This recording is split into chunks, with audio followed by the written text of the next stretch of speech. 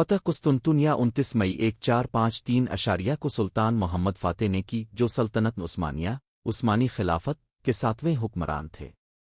یہ شہر اس وقت بازنطین سلطنت ایسٹرن رومن ایمپائر کا دارالحکومت تھا، اور صدیوں سے مسلمانوں کی خواہش تھی کہ اسے اسلام کے زیر نگی لایا جائے۔ قسطنطنیہ کو 330 میں رومی بادشاہ Constantin Azam Constantine the great نے آباد کیا تھا۔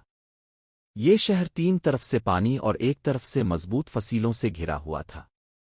مسلمانوں کے کئی حملے اس شہر پر ناکام ہو چکے تھے، لیکن ایک حدیث نے مسلمانوں کو مسلسل کوشش پر الفابے آرا حضور اکرم کی پیش گوئی، تم ضرور قسطنطنیہ فتح کرو گے، پس وہ امیر کیا ہی بہترین امیر ہوگا، اور وہ لشکر کیا ہی بہترین لشکر ہوگا۔ سلطان محمد ثانی صرف 21 سال کے تھے جب انہوں نے قسطنطنیہ کی فتح کا فیصلہ کیا۔ انہوں نے عظیم الشان توپیں تیار کروائیں، خاص طور پر ایک توپ جسے مدفعن عظیم بسیلکا کہا جاتا ہے، جو اس وقت کی سب سے بڑی توپ تھی۔ عثمانی بحری بیڑا بھی تیار کیا گیا تاکہ سمندر سے بھی شہر کو گھیر لیا جائے۔ قسطنطنیہ کی فصیلیں بہت مضبوط تھیں۔ بازنطین بادشاہ قسطنطین یازدہم نے شہر کا دفاع کیا۔ یورپ کے مختلف عیسائی ممالک نے بھی قسطنطنیہ کی مدد کی، لیکن وہ زیادہ مؤثر ثابت نہ ہو سکے۔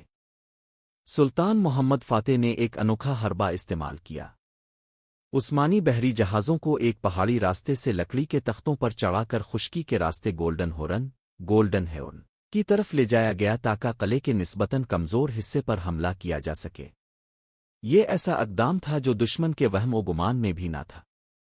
شدید لڑائی کے بعد عثمانی لشکر شہر میں داخل ہو گیا۔ بازنطین بادشاہ قسطنطین یازدہم جنگ میں مارا گیا۔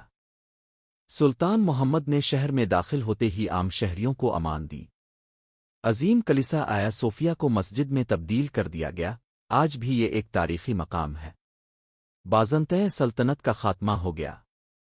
قسطنطنیہ کو اسلامی دارالحکومت بنا دیا گیا، جسے بعد میں استنبول کہا جانے لگا۔ سلطان محمد فاتح کو تاریخ میں ایک عظیم فاتح کے طور پر یاد رکھا جاتا ہے۔ یہ واقعہ مسلمانوں کے عروج کی ایک بڑی علامت بنا۔